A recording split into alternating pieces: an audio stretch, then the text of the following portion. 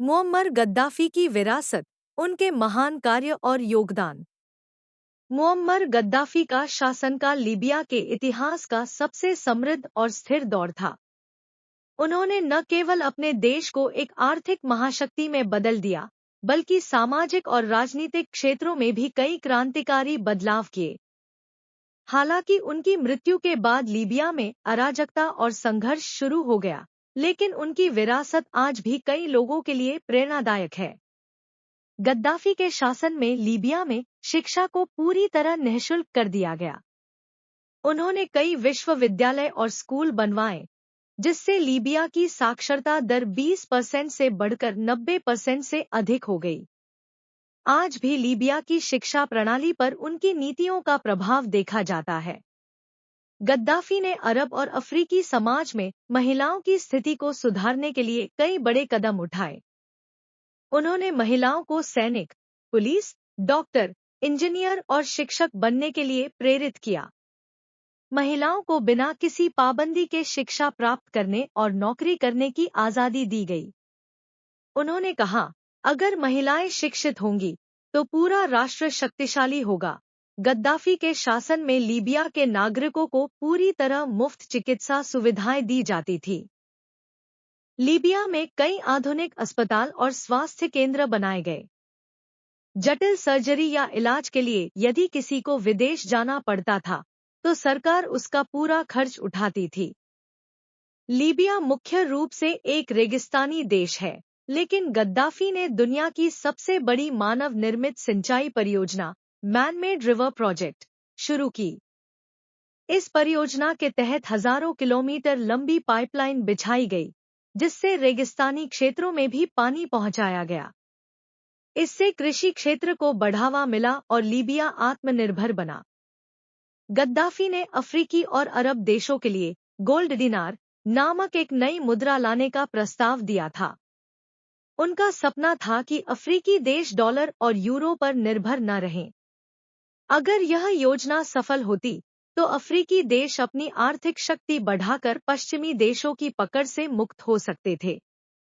पश्चिमी देशों को यह मंजूर नहीं था, इसलिए वे गद्दाफी के खिलाफ हो गए। गद्दाफी ने सत्ता में आते ही लीबिया की तेल कंपनियों को राष्ट्रीयकरण कर दिया। इससे लीबिया को तेल से होने वाली आय का 90% हिस्सा सीधे सरकार के पास आने लगा। इस धन का उपयोग शिक्षा, स्वास्थ्य और बुनियादी ढांचे के विकास में किया गया। इसके कारण लीबिया की प्रति व्यक्ति आय अफ्रीका में सबसे अधिक हो गई। गद्दाफी का मानना था कि किसी भी नागरिक को किराए पर नहीं रहना चाहिए। उन्होंने नीति बनाई कि हर लीबियाई नागरिक को मुफ्त में घर दिया जाएगा। उनके शासन में लाखों लोगों को सरकार द्वारा घर प्रदान किए गए। गद्दाफी के शासन में गरीबों और किसानों को बिना ब्याज के कर्ज दिया जाता था। इससे नए उद्योग और व्यापार बढ़े। बेरोजगारी दर काफी कम हो गई और लीबिया आत्मनिर्भर बन गया। गद्दाफी ने लीबिया के नागरिकों को पेट्रोल, गैस और बिजली की बेहद कम कीमतों पर उपलब्धता सुनिश्चित की। लीबिया में पेट्रोल की कीमत दुनिया में सबसे कम थी। बिजली और पानी लगभग मुफ्त था। इस वजह से आम जनता का जीवन स्तर बहुत ऊंचा हो गया। गद्दाफी ने सिर्फ लीबिया ही नहीं, बल्कि पूरे अफ्रीका को एकजुट और आर्थिक रूप से स्वतंत्र बनाने का सपना देखा था। उन्होंने अफ्रीकी संघ, अफ्रीकन यूनियन, को मजबूत करने के लिए अरबों डॉलर का योगदान दिया। उन्होंने कई गरीब अफ्रीकी देशों को वित्तीय सहायता दी ताकि वे पश्चिमी ऋणदाताओं पर निर्भर न रहें। गद्दाफी ने अफ्रीकी देशों के लिए संयुक्त सैन्य बल बनाने का प्रस्ताव रखा, जिससे पश्चिमी हस्तक्षेप रोका जा सके।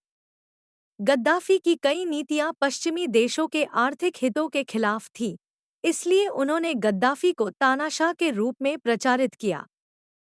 पश्चिमी मीडिया ने गद्दाफी को क्रूर शासक के रूप में पेश किया ताकि उनकी नीतियों को बदनाम किया जा सके। हालांकि लीबिया के नागरिक गद्दाफी के शासन में सुरक्षित और संपन्न थे, लेकिन विद्रोह को पश्चिमी ताकतों ने हवा दी। 2011 में गद्दाफी की हत्या के बाद लीबिया में स्थिरता खत्म हो गई। सरकार गिर गई और विद्रोही गुटों में संघर्ष शुरू हो गया। लीबिया की अर्थव्यवस्था पूरी तरह बर्बाद हो गई। स्वास्थ्य और शिक्षा सेवाएं नष्ट हो गईं। आज भी लीबिया में अशांति और गृहयुद्ध जारी है। मुअम्मर गद्दाफी का अंत न केवल लीबिया बल्कि पूरी दुनिया के लिए एक बड़ी घटना थी। उनके शासनकाल में लीबिया अफ्रीका का सबसे अमीर और स्थिर देश था, लेकिन 2011 में पश्चिमी हस्तक्षेप और आंतरिक विद्रोह के चलते उनकी सत्ता खत्म हो गई। उनकी मृत्यु का कारण केवल एक गृहयुद्ध नहीं था, बल्कि इसके पीछे पश्चिमी देशों की राजनीतिक साजिश, नाटो का हस्तक्षेप और गोल्ड डिनार जैसी योजनाओं से उनकी बढ़ती शक्ति थी। 2011 में कई अरब देशों में अरब स्प्रिंग नामक क्रांति शुरू हुई, जिसमें जनता ने अपने शासकों के खिलाफ विरोध प्रदर्शन किए। ट्यूनीशिया और मिस्र में यह विद्रोह सफल रहा और वहां की सरकारें गिर गईं। लीबिया में भी विद्रोही गुटों ने सरकार के खिलाफ प्रदर्शन शुरू कर दिए। गद्दाफी ने शुरुआत में इसे एक विदेशी साजिश बताया, लेकिन जब विद्रोह बढ़ने लगा तो उन्होंने विद्रोहियों से समझौता करने की कोशिश की।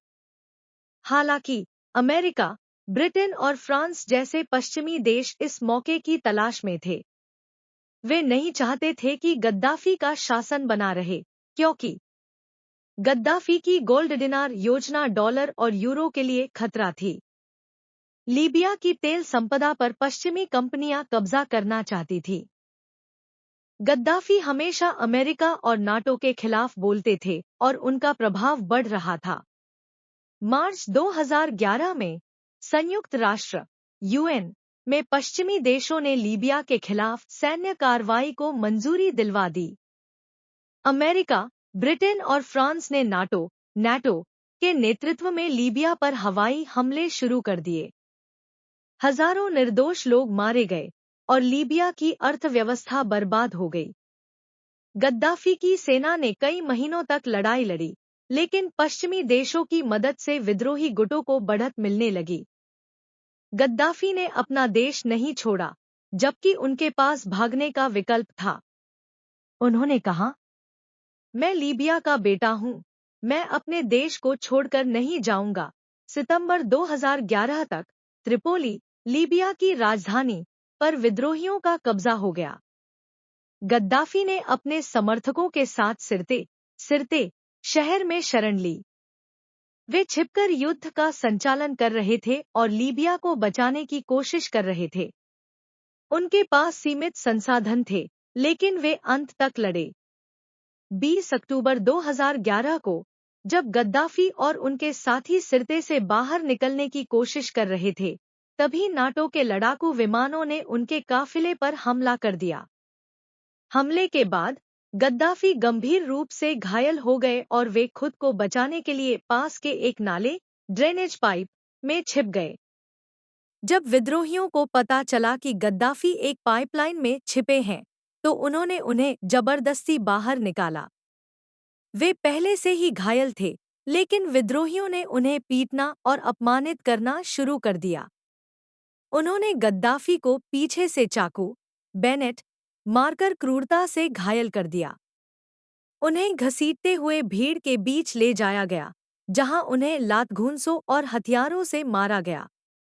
गद्दाफी अपने अंतिम समय तक लड़ते रहे और उन्होंने कहा, क्या तुम नहीं जानते कि सही और गलत क्या है?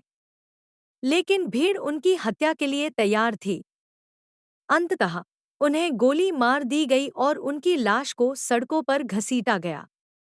गद्दाफी की हत्या के बाद लीबिया एक शक्तिशाली देश से अराजकता और गृहयुद्ध में तब्दील हो गया।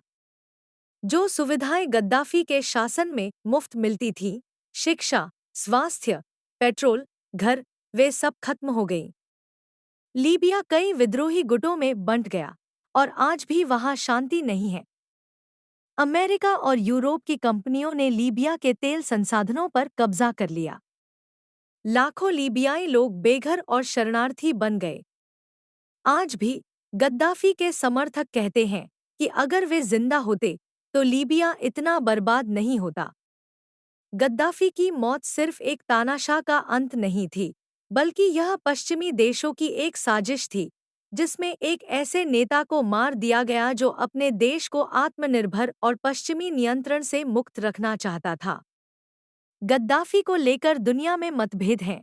कुछ लोग उन्हें तानाशाह कहते हैं, जबकि कई लोग उन्हें एक क्रांतिकारी नेता मानते हैं। उनकी योजनाएं, जैसे गोल्ड डिनार, तेल संपदा का राष्ट्रीयकरण, मुफ्त शिक्षा और स्वास्थ्य, आज भी एक सफल शासन मॉडल मानी जाती है। गद्दाफी का शासन खत्म होने के बाद लीबिया बिखर गया, और लोग आज भी कहते हैं कि गद्दाफी के समय हमारा जीवन बेहतर था। गद्दाफी के अंतिम शब्द: मैंने अपने लोगों को घर, अस्पताल, स्कूल और खुशहाल जीवन दिया, लेकिन उन्होंने मुझे मार दिया। आज उनकी विरासत और उनकी योजनाएं पूरे अफ्रीका और अरब देशों में चर्चा का विषय बनी हुई हैं।